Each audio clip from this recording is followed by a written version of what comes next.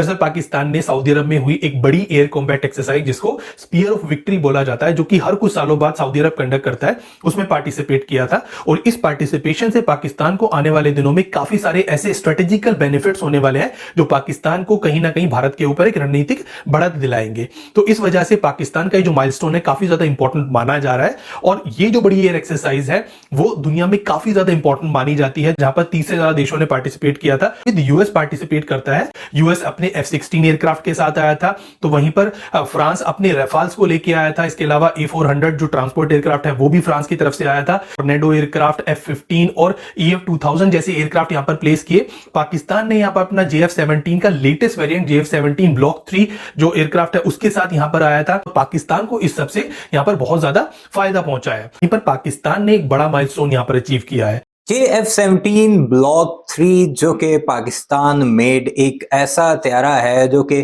Fourth generation plus त्यारा है, जिसकी technology को अगर देखा जाए तो वो भारत के उस राफेल के अब हमपला हो चुका है, जिसके लिए अरबों डॉलर्स की इन्वेस्टमेंट की थी फ्रांस के साथ भारत ने। और उस पर इतनी ढींगे मारी थी कि नरेंद्र मोदी ने लाल किले पर कहा था कि अगर राफेल हमारे पास उस वक्त होता यानी 2019 में, तो हमारा पायलट अभिनंदन पाकिस्तानियों से चपेड़े ना खाता। अब एक नई खबर निकलकर सामने आई है, जो ये आर्टिकल आपके सामने चल रहा है, जिसके मुताबिक पाकिस्तान के JF-17 थंडर ब्लॉक 3 जो कि इसका लेटेस्ट वर्जन है, उसने सऊदी अरब के एयर शो में न सिर्फ परफॉर्म किया है बल्कि ऐसी धूम मचाई है कि दुनिया भर के बड़ी बड़ी एयर फोर्सेस की नजरें भी अब JF-17 ब्लॉक 3 पर पड़ चुकी हैं। भारतीय सारे मामले पर क्या कुछ कर रहे हैं आज की इस वीडियो में आपको वही सब कुछ बताएंगे, क्योंकि एक तरफ पाकिस्तान की एयरफोर्स जो कि 5th जनरेशन की तरफ कदम बढ़ाती नजर आ रही है, जबकि भारतीय अभी तक अपने लेटेस्ट वर्जन 4 या 4.5 जनरेशन के राफेल पर ही मौजूद हैं। उसे तो पाकिस्तान के अपने बनाए हुए JF-17 ब्लॉक 3 नहीं टक्कर दे रही है। क्या कुछ चल रहा है सारे मामले पर भारत के मीडिया में,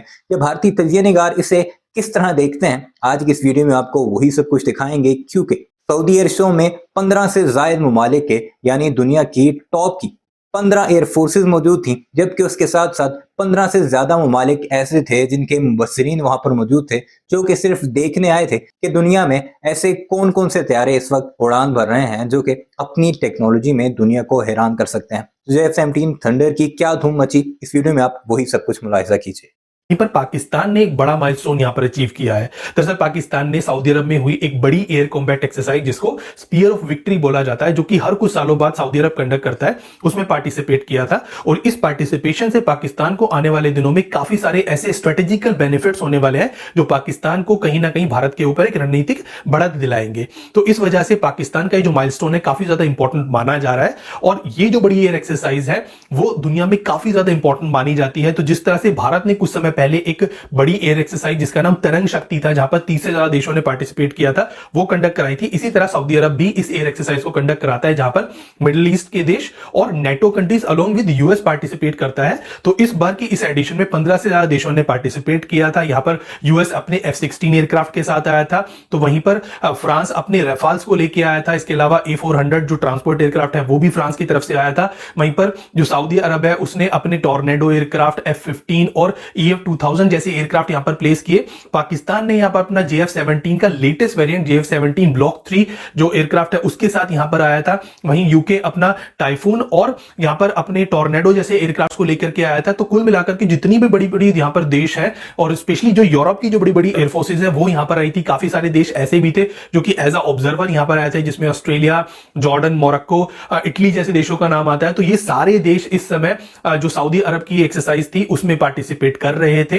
और ये जो एयर एक्सरसाइज है उससे इन सभी देशों की जो एयरफोर्सेज है उनके बीच में एक समन्वय बनाने के लिए और उनके जो आपसी उनका बीच में सहयोग है वो बनाने के लिए एक बहुत अच्छा और एक आइडियल एनवायरनमेंट यहां पर क्रिएट हुआ था। और पाकिस्तान को इस सबसे यहां पर बहुत ज्यादा फायदा पहुंचा है। तो इस तरह से आज के हमारे सेशन में हम पाकिस्तान की इसी एक बड़ी एयर एक्सरसाइज में पार्टिसिपेशन के बारे में बात करेंगे, जानेंगे कि पाकिस्तान का ये जो JF-17 ब्लॉक 3 एयरक्राफ्ट है जिसको पाकिस्तान यहां पर लेकर के गया है, ये अपने प्रीवियस वेरिएंट यानी कि JF-17 ब्लॉक 2 से कितना ज्यादा डिफरेंट है और पाकिस्तान को आने वाले दिनों में इस बड़ी एयर एक्सरसाइज से क्या फायदे होने वाले हैं। तो शुरू करते हैं हम अपना आज का सेशन। तो दोस्तों सबसे पहले बात करते हैं उस माइलस्टोन के बारे में, क्योंकि आप भी सोचेंगे कि यार पाकिस्तान ने एक एयर एक्सरसाइज में ही तो पार्टिसिपेट किया है, इसमें माइलस्टोन अचीव करने जैसा क्या है। तो दरअसल पाकिस्तान ने इस एयर एक्सरसाइज में पार्टिसिपेट किया, ये माइलस्टोन अचीव करना नहीं है, बल्कि किस एयरक्राफ्ट के साथ यहां पर पार्टिसिपेट किया है। तो पाकिस्तान ने यहां पर JF-17 ब्लॉक 3 जो कि JF-17 का लेटेस्ट वेरिएंट है, उसके साथ इस एयर एक्सरसाइज में पार्टिसिपेट किया है और ये माइलस्टोन अचीव करने जैसा है। दरअसल JF-17 ब्लॉक 3 भारत के LCA Mark II के इक्विवेलेंट माना जाता है और आज के दिन में JF-17 इस बड़ी एयर एक्सरसाइज में पार्टिसिपेट कर रहा है, जबकि हमारा LCA तेजस Mark II अभी ग्राउंड पर ही नहीं है, यानी कि उसका पहला प्रोटोटाइप भी बन करके तैयार नहीं हुआ है। जबकि पाकिस्तान अपने इस एयरक्राफ्ट को एक बड़ी इंटरनेशनल एयर एक्सरसाइज में पार्टिसिपेट करा रहा है, तो ये बड़ा एक माइलस्टोन अचीव करने जैसा है, जहां पर भारत का जो तेजस Mark II है वो 2026 में तो उसका पहला प्रोटोटाइप बनकर ही तैयार होगा, तो उसको इंडक्शन करते करते तो 2030 का जो टाइम है वो भी निकल जाएगा। तो 2030 के बाद ही हम सोच सकते हैं कि जो तेजस Mark II है वो कहीं किसी बड़ी एयर एक्सरसाइज में पार्टिसिपेट कर पाएगा। तो ये एक बड़ा माइलस्टोन पाकिस्तान ने अचीव किया है। भारत के ऊपर एक तरह से रणनीतिक बढ़त यहां पर ली है, क्योंकि पाकिस्तान मानता है कि जो उसका ये एयरक्राफ्ट है वो 4.5 जनरेशन का एयरक्राफ्ट है और टॉर्नेडो, टाइफून, रफाल इन सब की कंपैरिजन का एयरक्राफ्ट है। और जब आप अपने एयरक्राफ्ट को, अपने वेपन को इस बड़ी एयर एक्सरसाइज में पार्टिसिपेट कराते हैं, उन देशों के एयरक्राफ्ट के साथ अगर उसको प्लेस करते हैं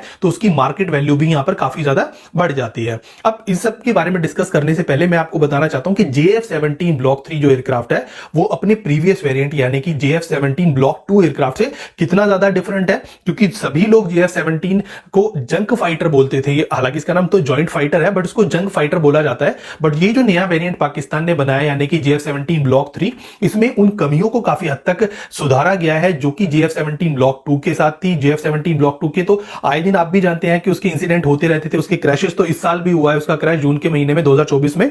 तो ये जो एयरक्राफ्ट है वो अभी लेटेस्ट एयरक्राफ्ट बनकर के आया है। इसमें काफी सारी ऐसी चीजें हैं जो कि काफी इंप्रेसिव है और माना जाता है कि जो चाइना का J-20 यानी कि जो उसका 5th जनरेशन एयरक्राफ्ट है उसके काफी सारे ऐसे क्रिटिकल डिजाइन एलिमेंट्स हैं जो कि इस एयरक्राफ्ट के अंदर भी यहां पर इनकॉर्पोरेट किए गए हैं। तो इसके अंदर काफी सारी ऐसी टेक्नोलॉजीज यूज की गई हैं जो कि 5th जनरेशन एयरक्राफ्ट के अंदर भी होती है। तो इसीलिए इस एयरक्राफ्ट को आज के दिन में पाकिस्तानी एयरफोर्स का काफी ज्यादा लीथल और काफी ज्यादा एडवांस वेपन माना जाता है। इस एयरक्राफ्ट के अंदर पाकिस्तान ने काफी सारे चेंजेस किए हैं। इसके इंजन को यहां पर चेंज किया गया है, जहां पर RD-93MA जो कि RD-93 का एक इंप्रूव्ड वर्जन है जो कि रशियन इंजन है वो यहां पर यूज किया गया। हालांकि चाइना ने अपना WS-13 इंजन इसके लिए यहां पर पाकिस्तान को ऑफर किया था, पर पाकिस्तान ने यहां पर रशियन इंजन के साथ जाना ही सही समझा, इसीलिए यहां पर रशियन इंजन को यूज किया गया है। और ये इंजन इस एयरक्राफ्ट को ज्यादा थ्रस्ट पैदा करने में मदद करता है। इसके अलावा इसकी जो पेलोड कैपेसिटी है वो भी इस इंजन के आने के बाद इंक्रीज हुई है। ये एयरक्राफ्ट ज्यादा मैन्यूवरेबल और ज्यादा स्टेबल एयरक्राफ्ट बनकर के उभरा है। इसके अलावा यहां पर जो रेडार है वो भी बदला गया है। यहां पर active electronic scan array radar जो कि चाइना का रेडार है KLJ-7A वो यहां पर यूज किया गया है और चाइना मानता है उसका ये जो रेडार है वो रशिया के Su-57 के N036 जो रेडार है जो कि फेज रेडर रेडार है उससे भी ज्यादा बेटर है। वीडियो अपने मुलाहिजा की कमेंट सेक्शन में इस बारे में अपनी राय का इजहार जरूर कीजिएगा। चैनल को सब्सक्राइब नहीं किया तो जाते जाते उसे भी जरूर सब्सक्राइब कीजिएगा।